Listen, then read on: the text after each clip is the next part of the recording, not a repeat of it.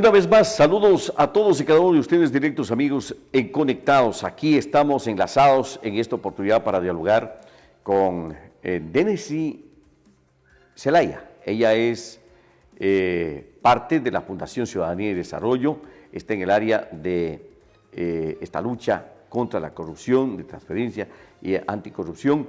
¿Y qué es lo que está sucediendo cuando la ministra fiscal el día de ayer puso en conocimiento público que está solicitando ya poner en marcha, tras una investigación bastante amplia de mucho tiempo atrás, ¿no?, el caso INA Pipers?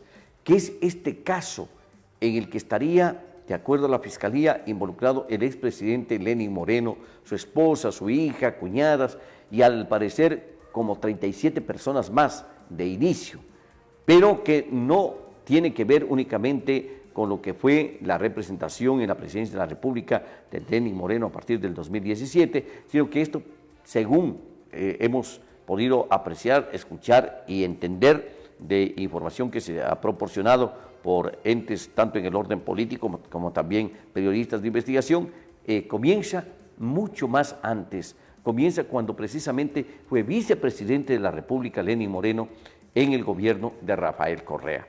Para hablar de esto y con propiedad y sobre todo porque se ha desarrollado una investigación bastante importante alrededor del tema y que refleja de cómo se beneficiaron aproximadamente de 76 millones de dólares, dice la Fiscalía, quienes fueron parte de este engranaje en un proyecto hidroeléctrico como el Coca-Cola Sinclair, ¿no?, con empresas chinas y que tiene involucrado inclusive a diplomáticos chinos. Pues hemos invitado a Denisi Zelaya para que nos comente, nos ilustre sobre esta situación. En primer lugar, buenos días, ¿cómo está Denisi? Muy amable por habernos atendido a esta invitación. Muchas gracias, Wilson, y buen día a todos y a todas quienes nos escuchan hoy en Radio Reloj Macas.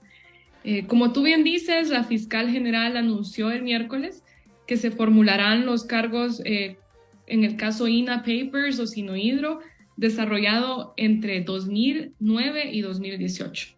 Y el juez nacional, que ya conoce de este tema, Adrián Rojas, dispone ya que la diligencia se realice el próximo jueves 2 de marzo a las 8 de la mañana. Después de esa fecha ya vamos a tener un poco más de información, ¿no? Pero importante resaltar que la investigación del caso fue abierta en marzo de 2019 y la investigación surge por un reportaje periodístico. Aquí, como en muchos otros casos de corrupción que se han conocido en Ecuador en los últimos años, destacamos el papel del periodismo de investigación, ¿no?, para lograr conocer estos casos. Las primeras denuncias vienen de aquí, del periodismo. Claro, esta es una investigación que salta a la luz tras una investigación, tras una serie de datos que se obtiene inclusive y que pusieron en evidencia no solamente a funcionarios en el orden público en Ecuador, sino a varios funcionarios y personajes distinguidos en el planeta.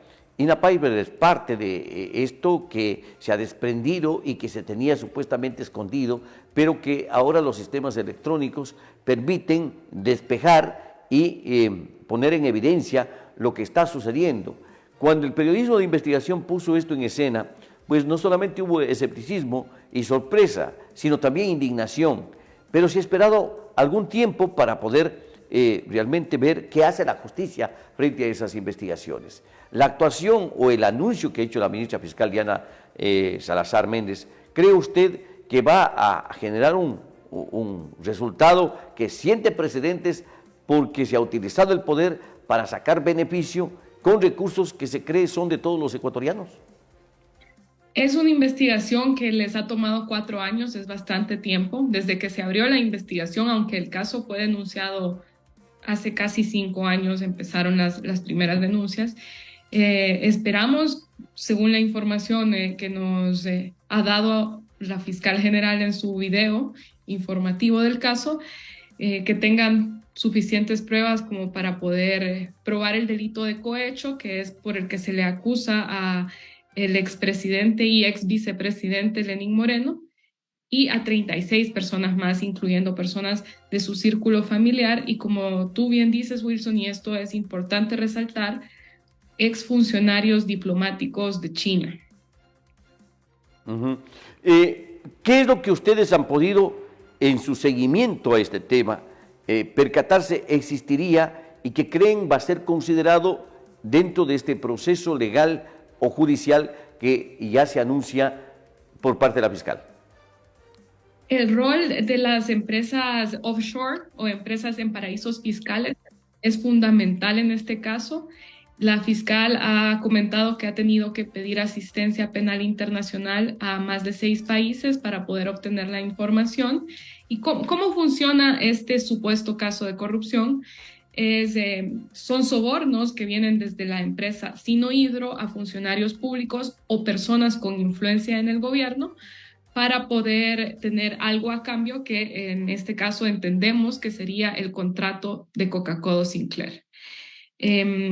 La fiscal habla de 76 millones de dólares, el 4% del valor de la obra, pero en sobornos, ¿no? ¿Y cómo se distribuyen estos sobornos? Todavía no lo sabemos, pero según entendemos por la información de la fiscal, mediante empresas en offshore se fue moviendo este dinero de una forma en el que es más difícil de trazar, es más difícil de identificar esos flujos de dinero cuando se utilizan estas empresas en paraísos fiscales.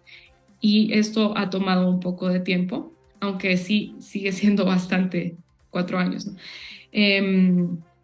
Pero aparte de los 76 millones de dólares de los que la fiscal habla, Wilson, tenemos que ver más allá y saber si este supuesto caso de corrupción también afectó la calidad de la obra, por ejemplo. Ya, y ahí tenemos problemas con la calidad de la obra incluso, de acuerdo a lo que ya técnicamente se ha explicado, inclusive se ha señalado de que la obra no debería ser recibida, y en eso ha habido una conflictividad, no solamente en el orden técnico, sino también político, que ha trascendido.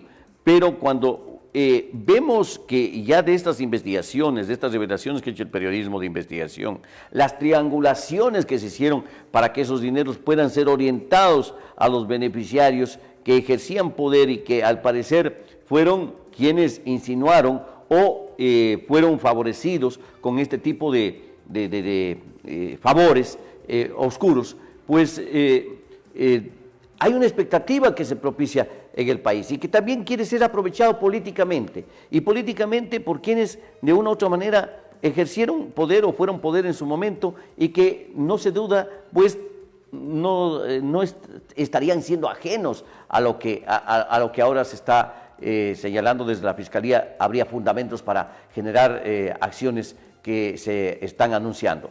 ¿Qué ve usted como experta en esta materia y sobre todo en anticorrupción a este problema que ya se ha vuelto como normal y como que al final pues siguen saliendo en libertad? Ahí está Glass en libertad, está Mer en libertad, hay otros que piden asilo político, otros que están fugados, en fin, y la corrupción sigue galopante. Sí, Wilson, esperamos que este caso tenga resultados positivos y que la impunidad no gane. Que la Fiscalía logre probar que existió ese pago de sobornos y que existió una contraprestación por parte de quién o de quienes, mejor dicho, recibieron estos sobornos. ¿Quién pagó el soborno? ¿Quién recibió el soborno? ¿Y qué dio la persona que recibió el soborno a cambio? Son las preguntas claves de este caso. Y es posible que de la obra Coca-Cola Sinclair deriven nuevos casos. Esta podría ser una arista relacionada a esta obra, pero no se cierra la puerta a que existan más casos relacionados a Coca-Cola Sinclair. Tenemos a Sinohydro como empresa ejecutora de un contrato de vialidad en la Sixty Chihuina Gualaquiza, en Morona, Santiago. Tenemos empresas chinas que tienen concesiones mineras en el país y que se pone de manifiesto lo habrían obtenido en base precisamente a sospechosas prebendas a funcionarios en entes estatales, entre ellos el mismo Ministerio de Ambiente. O sea, esto parece una cadena. ¿Usted cree que se va a encontrar el hilo de este ovillo con este caso que comienza a implementarse ya jurídicamente o judicialmente? Podría ser, Wilson, y también aquí es importante abordar ese concepto, ya que tú mencionas lo del financiamiento desde China, de los capitales corrosivos, que son esas inversiones de países que tienen prácticas más autoritarias y que invierten de forma poco transparente en democracias que aún no se han consolidado, como la es la de Ecuador, sin esa rendición de cuentas y que al final también termina menoscabando lo que es la competitividad en el país. Son contrataciones que por ser de una empresa pública a otra empresa pública son directas y todo esto puede también ir socavando la competitividad. Vemos que los políticos aprovechan, a pesar de que minimizan, estigmatizan, atacan la labor de la prensa, de los periodistas. Pero ellos aprovechan las investigaciones de la prensa. No solamente en este caso, en el mismo caso denominado El Padrino o Encuentro, igualmente aprovechan las investigaciones que la prensa ha trascendido. Y no lo ha trascendido en estos últimos días con las publicaciones que ha hecho la Posta, sino ya han venido siendo arrastrados desde hace mucho tiempo atrás. En ese caso nos referimos, ¿no? Y que vinculan a políticos en el alto poder con estas presunciones de responsabilidad en este tipo de investigaciones. Pero solamente aprovechan de la prensa y luego minimizan la labor de la prensa. Es con lo que tiene que jugarse el periodista. Ahí está, como bien dices, Wilson, la coherencia entre el discurso y la realidad, porque siempre escuchamos a los políticos y a las políticas decir caiga quien caiga, hasta las últimas consecuencias. Pero ¿cuál es la brecha entre las palabras y la acción cuando esos hechos que la prensa denuncia tocan al círculo cercano? Si vamos a defender la libertad de prensa, la debemos defender siempre, no solo cuando nos conviene, ¿no? Y por supuesto, hacer que el poder rinda cuentas e investigar al poder tiene riesgos para los periodistas. Es una labor riesgosa, pero fundamental para una democracia. Viendo las cosas con cierto optimismo, para que sean castigados estos personajes que habrían entrado en el marasmo de la corrupción. ¿Cuánto tiempo tendremos que esperar? Porque igualmente los analistas dicen, bueno, el caso INA Papers sale a relucir para evitar atención sobre el caso denominado el Gran Padrino. Esto también es como que se habilita un juego de procederes desde lo político para neutralizar responsabilidades que se estarían poniendo en evidencia. Esto casi siempre nos ha sucedido.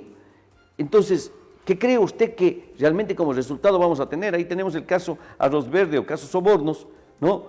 Que al principal cabecilla, un expresidente de la República que anda prófugo, pues anda señalando con un mensaje que comúnmente ha querido imprimir o lo viene imprimiendo a través de sus seguidores, incluso de que los corruptos siempre fueron ellos, cuando pues corruptos están dando prófugo. O sea, no entendemos nosotros hasta qué punto esto va a tener una trascendencia más allá de lo que realmente es anunciar y comenzar a ver eventos de comparecencias en los entes judiciales, pero que al final resulta que quedamos igual en el juego, tan solo sabiendo que pasó, sucedió o algo se dijo.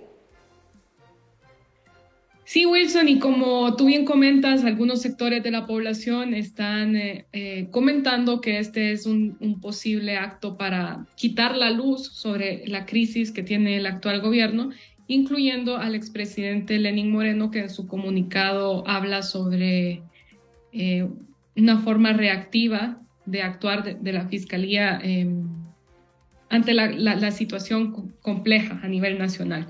Esperamos que no sea el caso y que INA Papers o caso Sinohydro, como ahora le llaman desde la Fiscalía, sí tenga resultados, porque la ciudadanía los espera y porque no podemos continuar con este círculo vicioso entre la corrupción y la impunidad. Y también es necesario ir fortaleciendo los mecanismos para que los casos sean atendidos de forma imparcial, ¿no? Desde la Fiscalía, para que no sea selectivo cuando se atiende un caso cuando se prioriza un caso dependiendo del otro. Podemos ver algunos que tú has mencionado, como el caso Lucas Majano, el caso Arroz Moreno, que han quedado, porque Arroz Verde sí se atendió, pero estos otros han quedado un poco rezagados. Fortalecer esa capacidad de la Fiscalía para atender más casos y también para atenderlos de una forma no discrecional. Lo que hemos notado es que se trata a todos de poner en el mismo saco. Es decir, todos nos padecemos y por lo tanto debemos estar convencidos que no nos conviene, como que pareciera eso. Porque mire usted, hace poco, ayer nomás, salió a relucir de que la ministra fiscal habría estado acercándose al movimiento UNES, que es correísta, para supuestamente evitar un juicio político.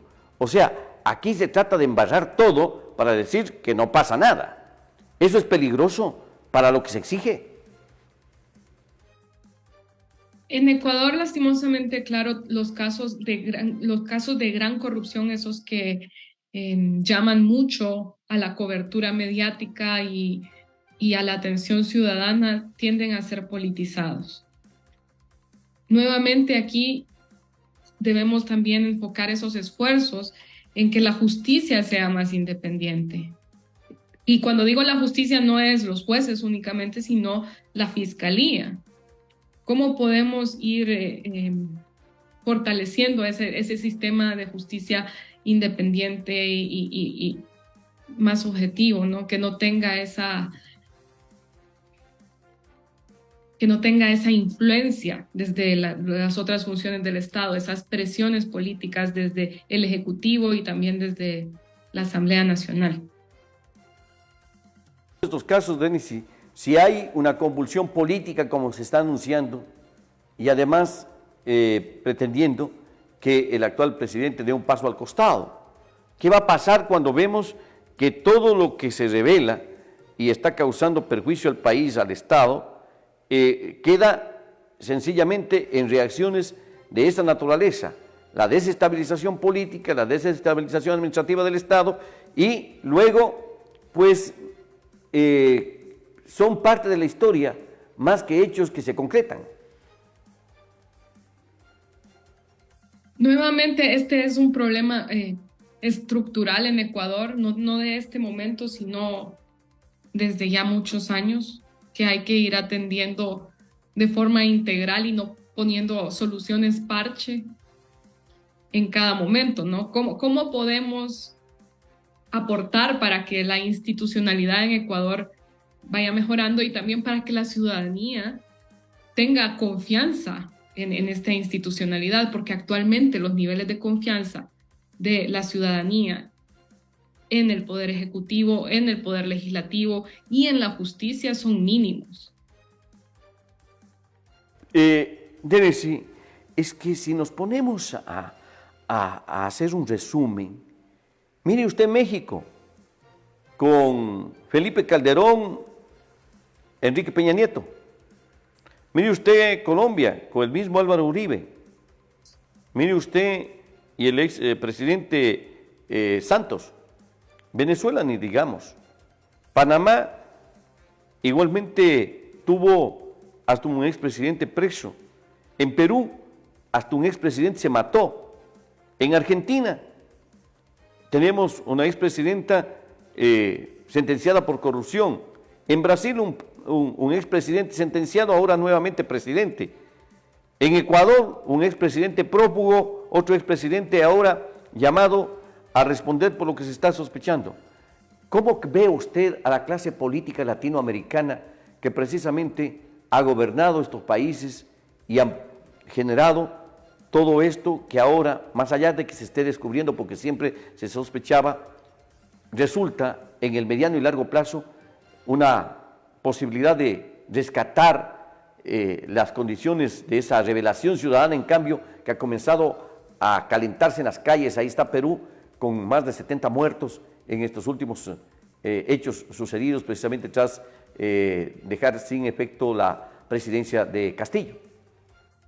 Como tú bien dices, esta es una crisis democrática de América Latina, de muchos países de América Latina. El ejemplo de Perú, que es vecino a Ecuador, es perfecto para esta situación en este momento.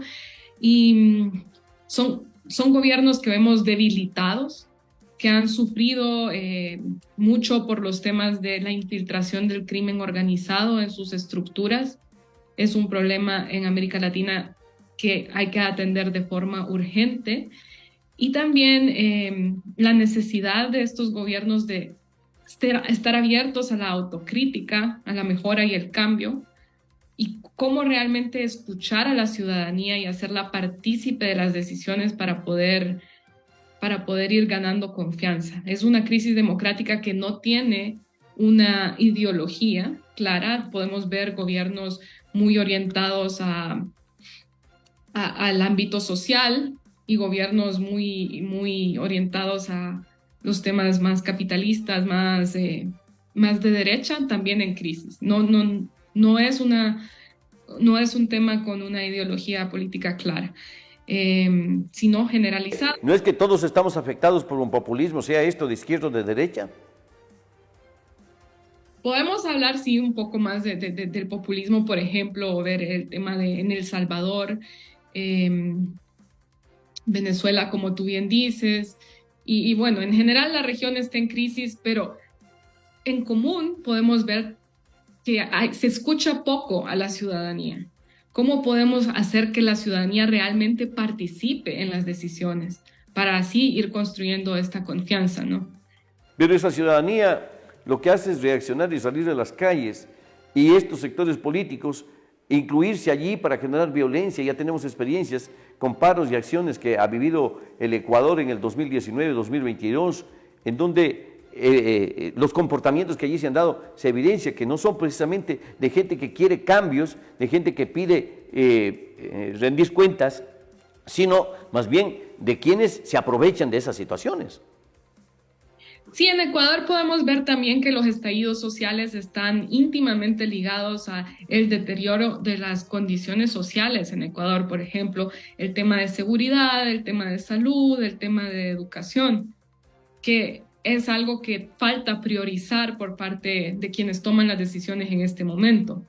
Ese ámbito social tan importante para el bienestar ciudadano. Esto también potencia este tipo de estallidos sociales. Porque la lucha política en este momento es porque pase a la impunidad todo lo que se está revelando, todo lo que la prensa y el periodismo de investigación ha puesto en evidencia. ¿Eso es la lucha política que estamos viviendo en el Ecuador o estoy equivocado en esa lectura? Claro, esa es una parte de la lucha política, pero también podemos ver que las personas sí están muy preocupadas por el tema de seguridad que tú abordaste en tu entrevista anterior. Es la preocupación más grande de la ciudadanía, seguida por el tema económico y laboral, y luego el tema de la corrupción, según las últimas encuestas de percepción de Ecuador, ¿no? ¿Usted piensa que, o qué avisora esta acción fiscal en contra del expresidente Lenín Moreno y ex vicepresidente en el gobierno de Rafael Correa, como analista, como investigadora, como fundación que está detrás de, de estas realidades que ahora van a procesos judiciales? Estamos expectantes, Wilson, de lo que va a suceder el 2 de marzo para poder conocer más información de cómo la Fiscalía ha estructurado este caso. Estamos también positivos de que se tengan resultados como país, de que como Ecuador se tenga un resultado que luche contra esa impunidad arraigada en los temas de corrupción, y que dejemos de hablar únicamente del dinero perdido y también ver las implicaciones en otros ámbitos que puede tener la corrupción, como en un caso de este tipo, como el de Sinohydro, vinculado a la hidroeléctrica Coca-Cola Sinclair, que puede tener aristas de afectación en los derechos del medio ambiente, en los derechos de la naturaleza, que puede tener aristas también en la calidad de la obra, como ya mencionamos, y ver las implicaciones financieras, por supuesto, y también ver si es posible que si una vez se tenga una sentencia, en caso de que se logre, se puede ir recuperando el dinero que la corrupción arrebata a las y los ecuatorianos. Yo pienso que también es momento de decirles a los políticos, señores, miren, si el periodismo de investigación no hace algo para que ustedes trabajen y supuestamente se preocupen de lo que está sucediendo y hasta hagan política, pues se nota que los políticos sencillamente están esperando la oportunidad y nada más, porque eso queda a las claras y está evidenciado. Denis, le queremos agradecer por habernos acompañado esta mañana y esperamos, como usted bien señala, que el 2 de marzo se despejen más situaciones de lo que podría tener y hacer conocer la Fiscalía ya en este pedido que se ha hecho en torno a las implicaciones que tendría el ex presidente de la República, Lenín Moreno, con el caso INA Pipers. ¿Algo más que quisiera agregar? No, muchas gracias, Wilson, por el espacio y seguiremos conversando cuando tengamos más información por parte de la Fiscalía. Por favor, le estaremos molestando, Denis, y gracias por atendernos en esta oportunidad. Buen día. Buen día. Ha sido Denis Zelaya. Ella es parte de la Fundación Ciudadanía de Desarrollo, trabaja en el área anticorrupción, lo hemos escuchado. Es un asunto serio el que vive el país. Este país está manejado estrictamente por el tema corrupción. El principal protagonista es la corrupción. Los hechos que suceden y que generan atención es la corrupción. Y los políticos se baten y se combaten tratando de protegerse de los hechos de corrupción que han cometido o de los que son parte. El país necesita dar un cambio desde la sociedad, pero una sociedad que asuma una postura con seriedad, no esperando nada a cambio, sino de que el país sea diferente, porque se vuelve eso muy urgente. Gracias a todos por habernos acompañado esta mañana aquí en Conectados, en esta edición de entrevistas para hablar de estos temas a fondo. Que tengan una excelente jornada de viernes. Nos volvemos a ver, Dios mediante, lunes.